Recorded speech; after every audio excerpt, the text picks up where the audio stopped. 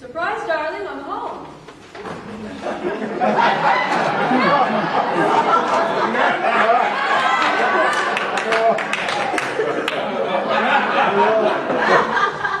The table. Are we having dinner? Sure. Really? Basically, you did not know I was coming home tonight. I surprised you, didn't I? Yes, you did, Essie. You really did. Come. My coming home would not have been a surprise if you'd read my last letters. Granted, I was not sure exactly when Paul Jr. and I would return from our latest trip. But after having such a glorious time in Africa, I couldn't wait to get home to see you. That is very sweet of you to say. It's nice to see you too. Come, give me a hug. Not so fast. Paul, if you really were happy and excited to see me, you would have greeted me at the door. Like a husband should when a wife comes home from a long journey. Instead, you just stood there, as you are doing now, in disbelief when I walked through the door. I handle my own clothes. Thank you. What does that look for? The look says nothing. Hey, I am happy to see you. Paul, don't start. It's been a long day. I am not trying to be contentious. It doesn't matter. Well, it does matter, just not anymore. This time, I've decided... You know that I need you. Only when it's convenient. Wants and needs are two different things. We all want a lot of things in life. Whether we need them is the question. I am just trying to bring this whole situation around. Don't even get sentimental. All of the arrangements for your tours and your performances have already been made. We have a few dinner parties to attend later on this week. I'll leave it to you to decide which political gatherings and rallies you'll attend as you travel. And then, as usual, we'll go off in two separate directions. You'll go off to the left for long periods of time, and I'll be here alone, or at our home in Connecticut, until I get bored, long for some adventure, and decide to take a little trip of my own to the right. And whenever the two shall, what is it again? Meet. It's whenever the two shall meet. Yes, that's it. So, what's for dinner? I'm starved. I'm working on it. Or were you waiting, Paul, for a special dinner to come to you?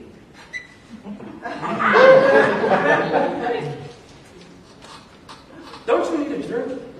Yes, you need a drink. Let me get you one. Here you go. What's wrong? I did not say that I wanted one. Well, I just assumed, so you might as I well... cut back. Since when? Since now. Well, why am I just now hearing about this? Never had the chance. It's no big deal, is it? Well, no. Well, you drink.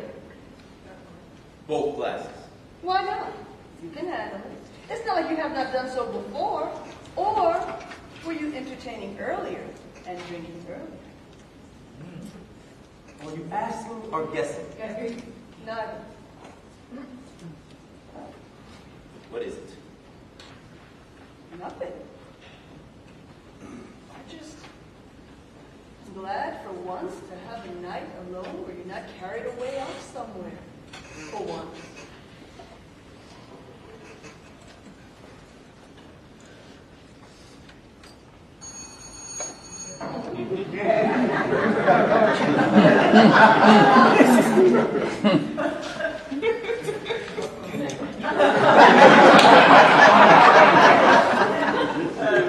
Are you expecting someone? Are you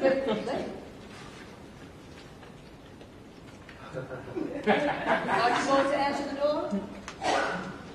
No. It's no. How do you know? Trust me. Well, I know it can't be the FBI or the CIA knocking at the door. Besides, I greeted them already. Or, as I rather should say, I surprised and greeted them. Wow. My girl. Can't Keep a good woman down. No, you can't. Which is what I want to talk to you about. But tell me again, why didn't you answer the door? Didn't you say you were hungry? I am, but I see you're not going to answer my previous question about the door. Fine, I'll go answer it myself. Just drop it. I did not say I was expecting you. See, it's this kind of attitude that... No need to get all worked up about it. It's these apartment doors. They all look alike. It's getting late and somebody probably got confused and came to the wrong. It happens all the time.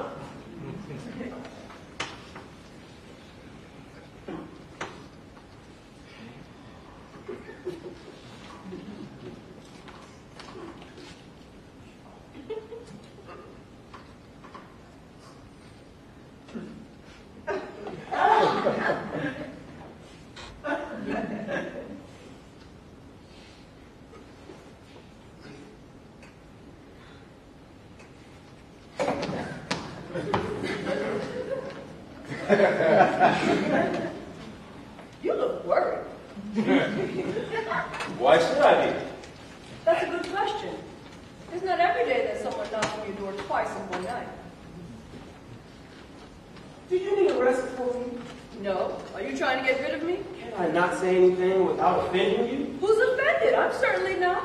I just want to have a simple conversation with my husband.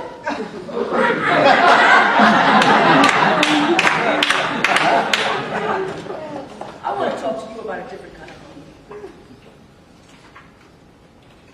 Okay. I'm listening.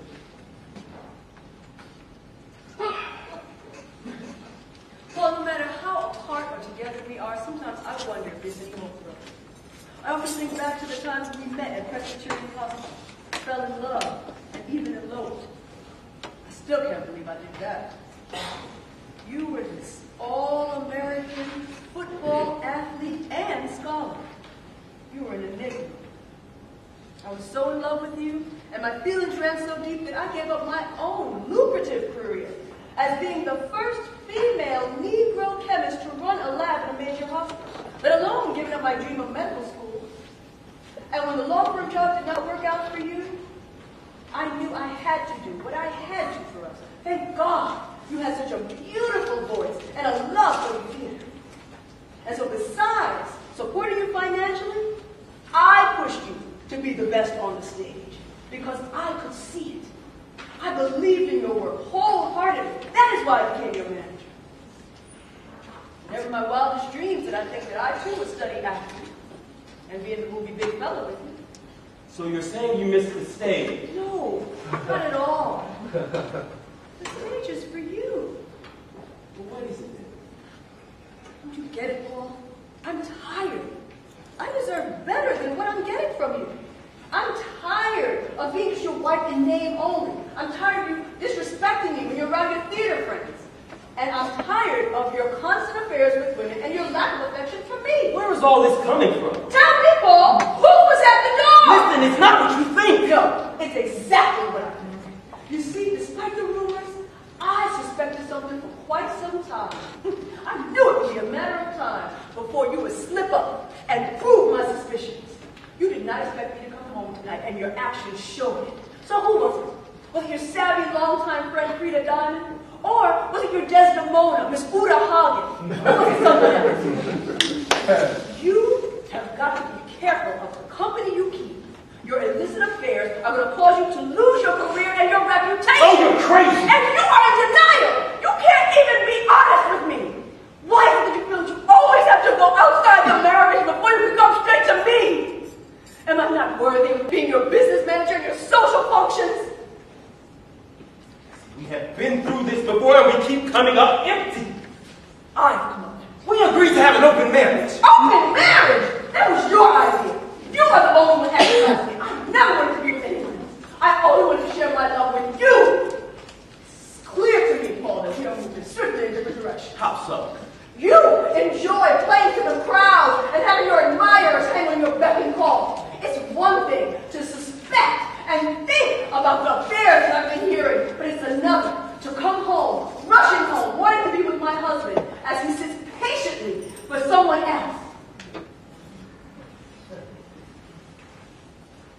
Just when we have decided to reconcile and be better to one another, there's still nothing but pain and anguish for me. So tell me, Paul, who am I? The real Mrs. Robeson, or just a fill-in for someone else? Essie, you are my wife and will forever remain my wife no matter what. Sometimes I think if you weren't the famous man that you are, and if it was in vogue for a woman to leave a man but you have a small child to care for, I would take Paul Jr. and never say it. Then I too have to face reality. And sometimes when it's so hard to live with you, it would be unbearable to live without you. I like knowing that I am a sure thing. Whereas I know you like to roll the dice and play the game of chance. Yes, you are taking this thing a little too seriously now. I bet you're different. I bet you would really love it if I had a man of my own. It wouldn't even faze you. You would love it because then you really would not have to be accountable to me. And it wouldn't bother you because of the sluts you hang around with. It's too bad I don't have another man. Because it's plain as day, Paul Robeson, that you are the only one in this house getting some loving right about now. And all I can say for sure is that it's not coming from me. You just don't know how hard it is to hold up a good face in front of people, even in town here. And they later realize that the one person, even in a crowded room, that you are paying the least attention to is your wife. Marching and campaigning with the people for equal rights by day, and singing and entertaining the rich as well as the poor by night.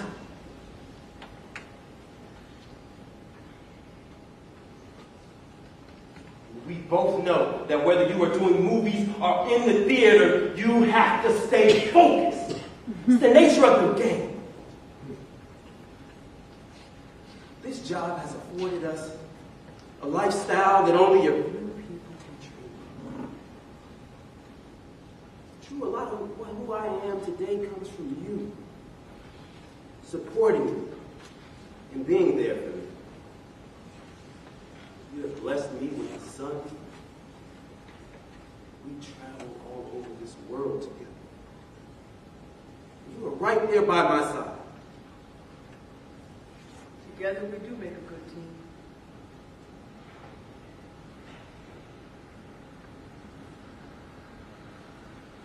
So where do we go from here?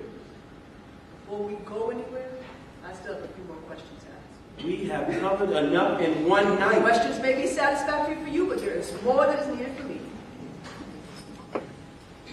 What else can I ask? It's not what you can answer. It's what will you answer. Why do I feel like I'm being set up? No trap. I'm only asking for honesty.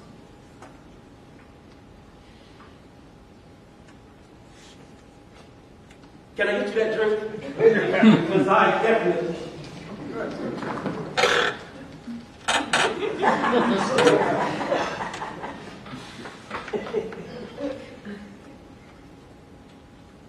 What else is on your mind? Are you going to file for a divorce? Why would you say that? That's just it, Paul. You have never really expressed that thought to me, but I seem to keep hearing it from other people many, many times over the years, especially from your finance manager. No. I will not divorce you. I want Paul Jr. to grow up in a stable home. And I want to see myself. It is hard enough to be away from him. And it's hard when you have to take him with you to go visit your sick mother. And I assume it's hard on a young boy when we both have to leave. We can't take him with us. The last thing I need in this situation is to be an absent father. You do not have anything to worry about. That is good to hear. That's what I keep trying to tell myself, but sometimes it's hard when your heart gets in the way and you totally don't know which way to turn. It's one thing to fight the wars out in the streets where you live. It's another when it's in your own home.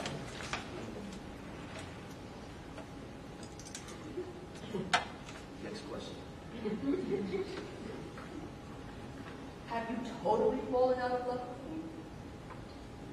What must I do to prove that I love you? It's not a matter of proving, Paul. Real love is something you can feel. You can love me and not be in love with me. Feel it. Yes, Paul. Real love shouldn't be a struggle. It's not supposed to hurt. When you love someone, you can't wait to leave. You'll go anywhere, do anything to hear their voice. You're drawn to them like a moth to a flame. I love her. Couples go through their phases. As you know, one minute everything is great, and the next minute all hell breaks loose. despite our ups and downs, we get along well together. We travel great together. We share the same viewpoints on life. We're both fighting for civil rights. And you seem to take up a cause for the people here in the United States and Africa. And I fight for the injustices here, in Europe, and abroad. It is a lot of hard work and dedication that we both sacrificed and signed up for. That is true. You are correct. I am smart, bright, educated, and have a lot to offer. And it's true that I am living in your shadow. I have to admit that you are who you are. And it's going to be up to me to decide how things are going to go from now on for me. Well, seems like you made up your mind. Indeed I have. I'm moving on with my life, in some ways without you. I guess I really need to give people something to talk about. I am going to take my education in anthropological studies and my trips to Africa, and I'm going to write about the people, the culture, and my experiences in a book that I'm going to call African Journey. Well, I support you. But please, do not write another book about me. Guess I'll focus now more on my special interests and less on yours. Touche. But this does not mean, Paul, that you totally have a get-out-of-jail-free card in your pocket. Well, I see that you don't like my friends and some of my lifestyle may upset you. I will try to tend to that. All I am asking is that you don't forget that you have a home. Sometimes I think you forget you have a wife and a child, and I do need your support to keep things going. And your finance manager, I believe, taught you how to give me money. You don't like me much, do you? Why should I? I don't like anyone who does not have my best interest at heart.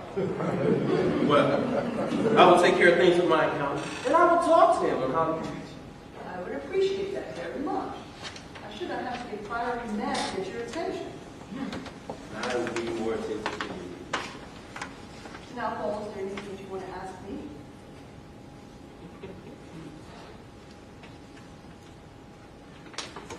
Will you ever leave me? What makes you ask that question? Are we now feeling vulnerable? Not necessarily. Just, curious. Would I ever treat you in the same manner that you have treated me? I guess that's what I'm asking.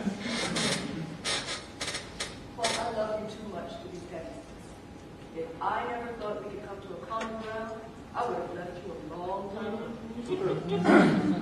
I see. It's not that complicated. Fighting for equal rights for women is complicated. Civil rights and all of the lives lost and the few battles won is complicated. Founding of the NAACP and us organizing and coming together as a people and in love should not be that complicated. At this point in my juncture of my new life, I am not going to let you or anyone stop me or complicate things for me anymore. Well, Miss Robeson, I see there's a newfound passion inside of you. Yes, and I am excited. Well, is there any of that zest for me? That, my dear Ruby, is complicated.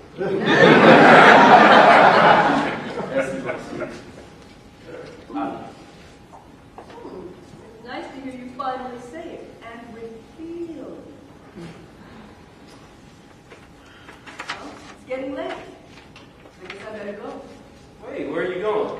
We haven't had dinner. Don't you have guests to entertain? My guest of honor has already arrived. Ah, do I feel special? It's like they always say, it's better to have loved and lost than to have never loved and lost. So where's the food? Seriously? Like I said, Paul, some things are not that complicated.